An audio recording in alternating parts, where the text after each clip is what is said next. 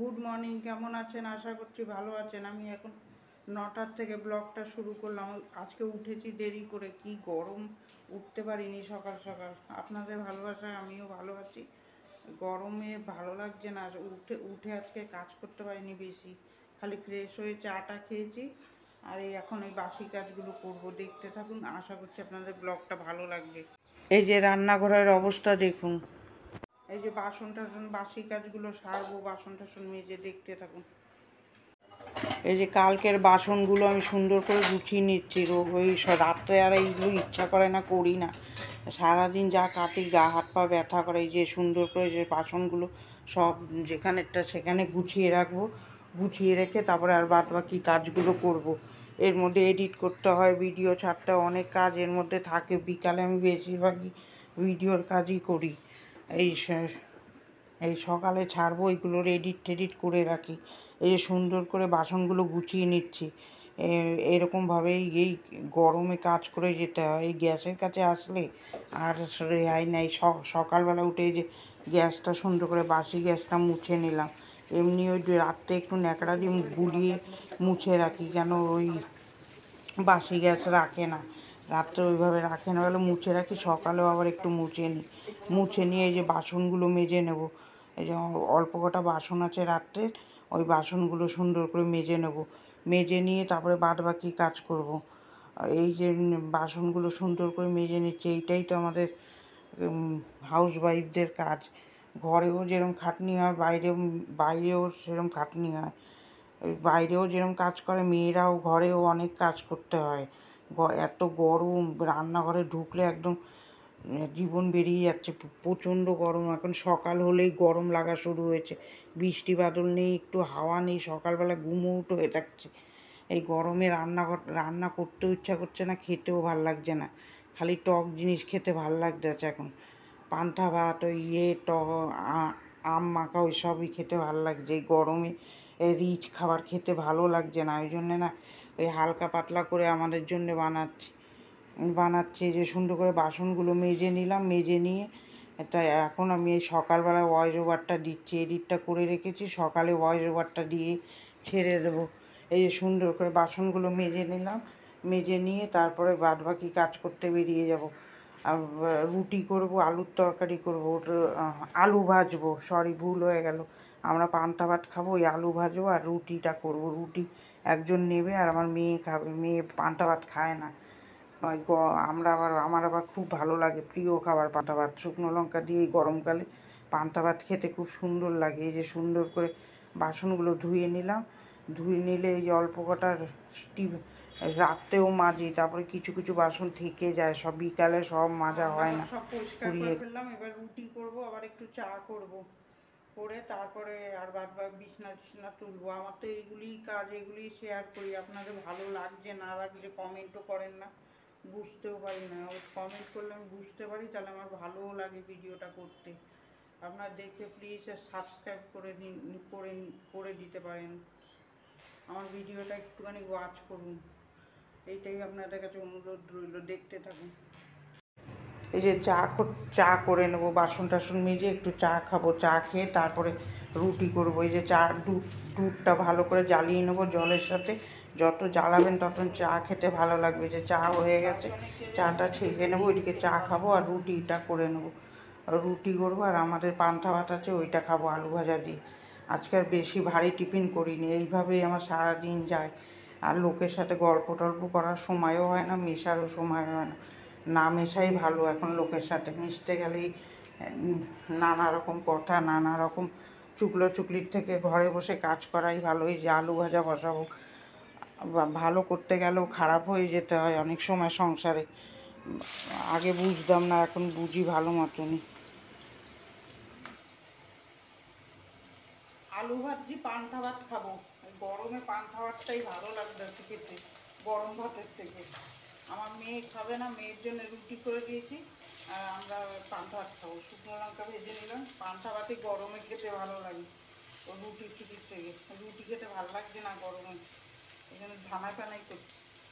তো এই পান্তা ভাত করবো, লঙ্কা দিয়ে মেখে খাবো, ভালো লাগবে। গরমে পান্তা ভাতটাই বেস্ট, আলু ভাজা দিয়ে।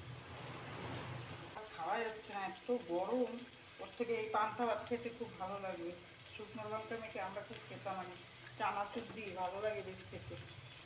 দেখতে থাকি। আলু ভাজাটা বসিয়ে বিছনা তুলতে চলে আসলাম। এই যে বিছনা, আলু ভাজাটা হতে থাকুক, আমি বিছনাটা তুলে নিই। এই যে অন্ধকার অন্ধকার একটু মনে হচ্ছে, একটু অ্যাডজাস্ট করে নেবেন, ঘরে একটু আলোটা কম হচ্ছে। এই পর্দাটা খুলে করলে মনে হয় আলোটা বেশি পড়তো, আমার তখন আর সেটা মনে নেই। জামা কাপড়গুলো সুন্দর করে কাঁথা কাপড়গুলো আমি সুন্দর করে গুছিয়ে নিচ্ছে, যে মশারি টশারি খুলে নিয়ে তারপরে গুছাবো।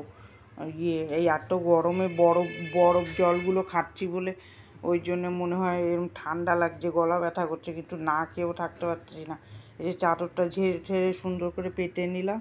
এই জামা বালিশ টালিশ গুছিয়ে নেব। পরে থাকলেও বিছানায় কেউ দেখার থাকবে না, এই জন্যে তো নিজের শরীর নিজেরই যত্নে রাখতে লাগে। কি করবো, এত কাজ করি, তারপরে বিকালে শুয়েই পড়ে থাকি। এই আমার বর আর মেয়ে ছাড়া আর সেরকম, আমার মা বা বাপের বাড়িতে একটু দেখে, আর তাছাড়া সেরকম নেই। এই যে সুন্দর করে চাদরটা পেতে নিলাম। এখন দুনিয়ায় পয়সা না থাকলে কেউ কারোর হয়ও না, আর কেউ কারোর খোঁজও নেয় না। এখন দুনিয়াটাই ওরকম, পয়সা দিয়েই দুনিয়া চলে। পয়সা যার কাছে না থাকবে তার কাছে কিছুই থাকে না। এই যে বিছনাটা তুলে নিলাম, আলুটা ভাজতে বসে বিছনাটা তুলে দিয়ে আসলাম, একবারে দুটো কাজ একসাথে হয়ে গেল। চাদরটাও পাল্টিয়ে দিলাম। আজকে বৃহস্পতিবার, এই যে আলুটা ভেজে নিই, তারপরে বাজার থেকে আসলে রান্না বসাবো। দেখতে থাকো। এই যে আলুটা ভেজে নিলাম, ভেজে নিয়ে যে টক ডাল বসাবো।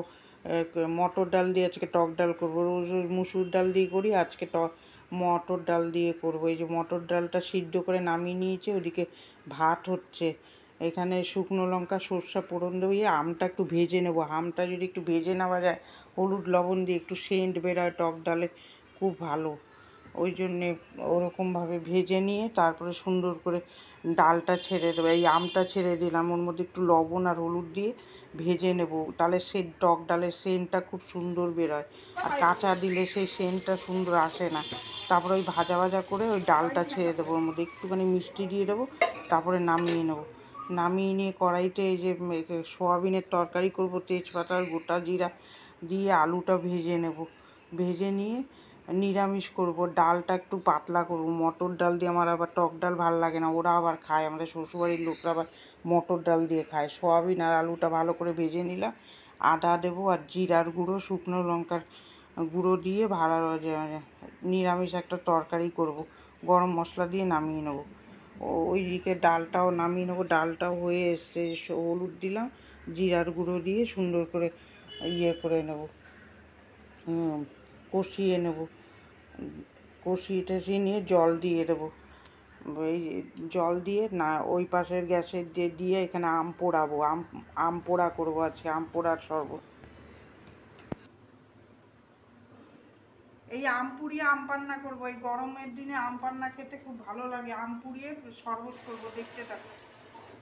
না, এটারে বাস্ট করে ফেলবে আজকে। এই যে আম পুড়িয়ে আম পান্না করবো, এইগুলো উনান থাকলে ভালো হয়, উনানে পোড়াতে ভালো হয়, গ্যাসে অনেক সময় লাগে। যে আমটা ছাড়িয়ে নিচ্ছি, এটা মিক্সিতে দেবো। এটা ছাড়িয়ে পুরো চটকি আমগুলো বের করে নিয়ে এই যে মিক্সিতে একে একে করে ঢেলে দেবো। ঢেলে দিয়ে এর মধ্যে বাতাসা দেবো একটুখানি, আমার বাতাসা দিয়ে করব, চিনি দেবো না, বাতাসা দিয়ে করব। যে বাতাসা দিলাম আর একটু লবণ দেবো আর গোটা জিরা দিয়ে মিক্সিতে সুন্দর করে পেস্ট করে নেব। এই যে জিরা দিলাম, অনেকে ভাজা জিরা দেয়, আমি ভাজা জিরা দিলাম না, একটু গোটা জিরা দিলাম আর লবণ দিলাম। আপনাদের কাছে ধনে পাতা থাকলে দেবেন, ভালো লাগে। এই যে এর মধ্যে আইসের টিউব বরফগুলো এর মধ্যে দিয়ে আর একটু বিট লবণ দিয়ে খাবেন, দেখবেন গরমে শরীরও ঠান্ডা হয়, খেতেও কি ভাল লাগছে গরমে। এই যে বরফগুলো দিয়ে দিচ্ছি, দিয়ে আমরা খাবো, খুব ভালো লাগে খেতে। উনানে করলে ভালো হয় আমটা পোড়ালে। এই যে এবার কড়াইতে তেল দিয়ে দেবো, তেল দিয়ে লাউয়ের খোসা ভাজবো। এই যে লাউটা বেটে নিয়েছি, কালো জিরা, রসুন আর শুকনো কাঁচা লঙ্কা দিয়ে, খুব ভাল লাগে খেতে। লাউ ঘন্ট করেছি, ওর খোসাটা বেটে দিলাম। এই যে বাসন কটা মেজে নিচ্ছি, ওর ফাঁকে বাসন আজকে ফাঁকে ফাঁকে মেজে ফেলবো, ওই জন্য আর এক গাদা বাসন মাজতে হবে না। আর না হলে ভালো লাগে না। এই যে সুন্দর করে বাসনগুলো মেজে নিলাম, মেজে নিয়ে তারপরে চলে যাব গ্যাস ট্যাস মুছে পরিষ্কার করে নেবো। ওগুলো আর আপনাদের সাথে আজকে শেয়ার করব না। ও ঘরগুলো মুছে নিয়েছি। এই যে তারপরে এই যে লাউয়ের খোসা বাটলাম, রান্না হয়ে গেছে, এবার দেখতে থাকুন। দেখলেন তো কী কী রান্না করেছি। ওই লাউ ঘন্টটা কেটে গেছে, ওই যে লাউয়ের পাতাগুলো, ওই খোসাগুলো বাটা করলাম, খেতে খুব ভালো লাগে। এগুলো করলাম। আর এবার এই গ্যাস ফ্যাস পরিষ্কার করবো। বাসন মাজা হয়ে গেছে, একটা কড়াই আছে, খালি দেখতে থাকুন। এই যে রান্নাঘর দেখুন পরিষ্কার করে ফেলেছি, ওই একটা কড়াই রয়েছে, খালি মেজে ফেলবো। এবার মেজে পরিষ্কার করে নিয়েছি। তারপরে এই যে ঘরটা মুছে নেবো। ওইখানে ওই যে আলুর ঝুড়িটা সরিয়েছি, ওর নিচে কী নোংরা, ওইটা পরিষ্কার করে ঝাড় দিয়ে যে মুছে তারপরে ওখানে আবার আলুর ওই র্যাকটা নেব। আমি ওরকম একটু একটু করেই পরিষ্কার করি, একসাথে হয় না। একভাবে করতে গেলে তারপরে আমি পারি না। ওরকম একটু একটু করে যেখানে হাত পাই সেখানে ওই ঝাড় দিয়ে মুছে নিয়ে একই ব্যাপার হয়ে যায়। এই যে সুন্দর করে ইয়ে করে নিলাম, করে মুছে নেব ঘরটা। তারপর আবার কাপড় ভিজিয়েছি, কাপড় কাচতে হবে। কাজের আর শেষ থাকে না। এই গরম হলে কী হবে, পেটও মানবে না, আর ওইদিকে ঘরের কাজও মানবে না। এগুলো সব করে নিয়ে তারপরে চলে যাব কাপড় কাচতে। আবার এই যে এই আলুর ঝুড়ির ওইখানটা ভালো করে ডলে ডলে মুছবো।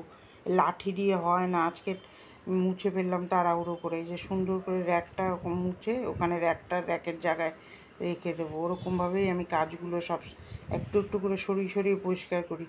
এই যে সুন্দর করে রান্নাঘরটা পরিষ্কার করে নিলাম। এবার চলে যাব কাপড় কাচতে। এক গাদা দুদিন কাপড় কাচিনি, একদিন কাপড় কাচিনি, তাই অনেকগুলো কাপড় হয়েছে। সুন্দর করে কাপড়গুলো কেচে নেব, কেচে নিলে কেচে মেলে দেবো। মেলাটা আপনাদের সাথে শেয়ার করিনি, কাচাটা শেয়ার করলাম। সব কিছু তো আর শেয়ার করা যায় না, আর ভিডিও বন্দি করা যায় না। আমার একটু লাইটের প্রবলেম হতে পারে, আপনারা একটু অ্যাডজাস্ট করে নেবেন। নতুন করছি তো একটু এদিক ওদিক হতে পারে। এই যে কাপড় টাপড়গুলো কেচে নিলাম। রান্না বা বাথরুমটা এত ছোট, বসে কাচতে আর সব কাজের থেকে আমার কাচতে হলো সব থেকে বিরক্ত লাগে। কাচাটাই বিরক্ত লাগে। চাদরটা তুলেছিলাম, একবারে ধুয়ে দিলাম, আমি আর জমাই না, একবারে উঠিয়ে ভিডিওটা এখানেই এন্ড করে দিলাম। এই যে কাচাকুচি করে মেলে দিলাম, দেখলেন তো। আর ভিডিওটা কীরকম লাগছে কমেন্টের মাধ্যমে জানাবেন। ভালো থাকবেন, সুস্থ থাকবেন। কালকে একটা নতুন ব্লগের সাথে দেখা হচ্ছে। টাটা।